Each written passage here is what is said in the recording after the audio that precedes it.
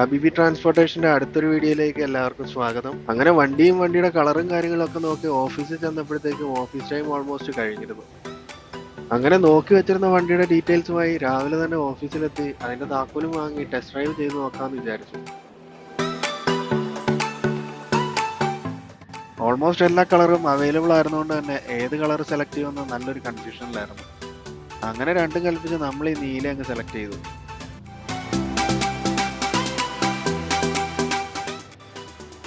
പുതിയ ട്രക്കുകളെല്ലാം 5 ലക്ഷം മൈൽ വാറണ്ടിയിലാണ് വരുന്നതെങ്കിലും നമ്മൾ എടുക്കുമ്പോൾ നമ്മുടേതായ രീതിയിൽ എല്ലാം ചെക്ക് ചെയ്തിട്ട് വേണം നമ്മൾ പേപ്പർ വർക്ക് സൈൻ ചെയ്യാൻ.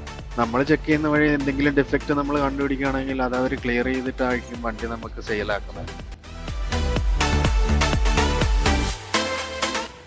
വണ്ടിയെ ഇഷ്ടപ്പെടുന്ന ഏതൊരാളുടെ കയ്യിൽ ഒരു വണ്ടി കിട്ടിയാലും അവരാദ്യം നോക്കുക അതിൻ്റെ എൻജിൻ സൗണ്ടാണ്. ആ ഒരു കാര്യത്തിൽ നമ്മുടെ നാട്ടിൽ ഏറ്റവും കൂടുതലും ഫാൻസ് ഉള്ളത് അശോക് ലൈലാൻഡിന് തന്നെയാണ്.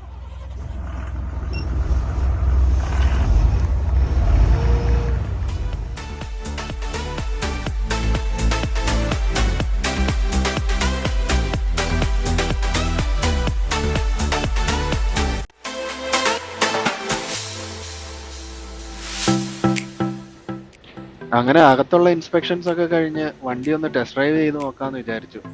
യാർഡിനകത്തൂടെ തന്നെ ഓടിക്കുന്നതുകൊണ്ട് നമുക്ക് മാക്സിമം പോകാൻ പറ്റുന്ന സ്പീഡ് 25 മൈൽസ് പെർ അവർ ആണ്.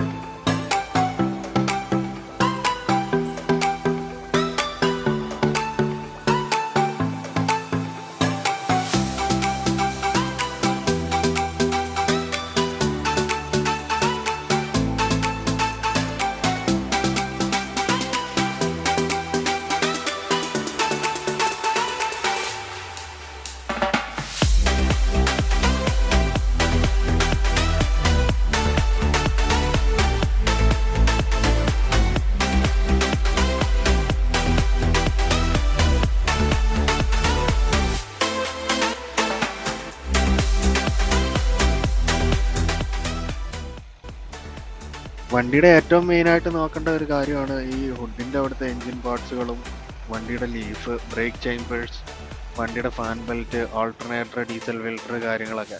ഇതെല്ലാം വണ്ടിയുടെ ബമ്പർ ടു ബമ്പർ വാറണ്ടിയിൽ കവേർഡ് ആണെങ്കിലും ഇപ്പോൾ ഇച്ചിരി സമയമെടുത്ത് നമ്മൾ ഇതെല്ലാം ചെക്ക് ചെയ്യാമെങ്കിൽ നമുക്ക് റോഡിൽ നമ്മുടെ ടൈം പാഴാക്കേണ്ട ആവശ്യം വരില്ല.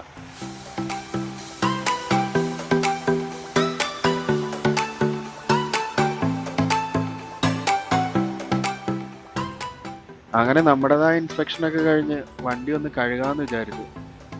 ഇവിടുത്തെ ട്രക്ക് വാഷിങ്ങിൽ പകുതി ജോലി മെഷീനും ബാക്കി പകുതി രണ്ട് സൈഡിൽ നിൽക്കുന്ന 2 വിളമ്പൻ ചേട്ടന്മാരും കൂടി ചേർന്നാണ് തീർക്കുന്നത്.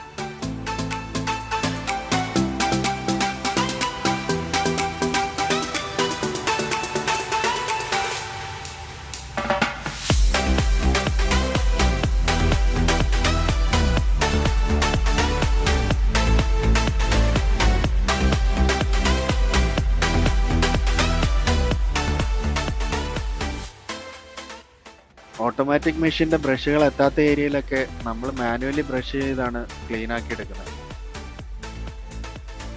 വാഷിംഗ് എല്ലാം കഴിഞ്ഞ് നമ്മൾ നേരെ പോയത് സ്പെയർ പാർട്സിൻ്റെ യൂണിറ്റിലേക്കാണ്. അങ്ങനെ അവിടുന്ന് വണ്ടിക്ക് ആവശ്യമുള്ള ടയറിൻ്റെ ചെയിനുകളും ലോഡ് ബാറുകളും അത്യാവശ്യം കുറച്ച് ഫിൽറ്ററുകളും ഒക്കെ വാങ്ങി. ഇവിടുന്ന് തന്നെയാണ് നമ്മുടെ വണ്ടിയുടെ നമ്പർ പ്ലേറ്റും ഫിറ്റ് ചെയ്യുന്നത്. അങ്ങനെ അതെല്ലാം കംപ്ലീറ്റ് ചെയ്ത് വണ്ടി നമ്മൾ ആദ്യം പാർക്ക് ചെയ്ത് അതേ സ്ഥലത്തേക്ക് എത്തിച്ചു.